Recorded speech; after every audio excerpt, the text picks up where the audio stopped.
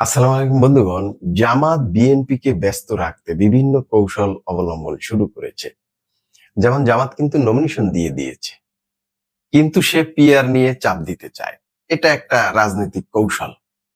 সব আসনে নমিনেশন দিয়েছে অথচ পিআর চায়। পিআর হলো গণতন্ত্র, রাজনীতি এবং মানুষের মৌলিক অধিকার হরণ করতে এই পিআরটায় এইগুলি করে, মানে এই মৌলিক অধিকারগুলি হরণ করে, রাজনীতি ধ্বংস করে, রাষ্ট্র ধ্বংস করে।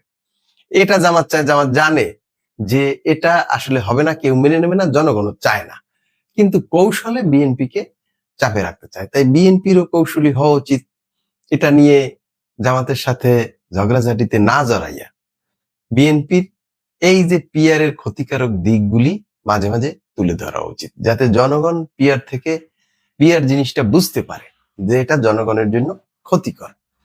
তো বিএনপির কৌশলী হওয়া উচিত, যেভাবে জামাত ওই চরমোনাই তারা কোনো সিট পায় না এমপি হওয়ার, এমন তাদের বাসনা যে তারা পিআর এর জন্য হন্যে হয়ে শুরু করছে, অটো পাস করতে চায়, মানে নির্বাচিত হওয়া ছাড়াই এমপি হতে চায়।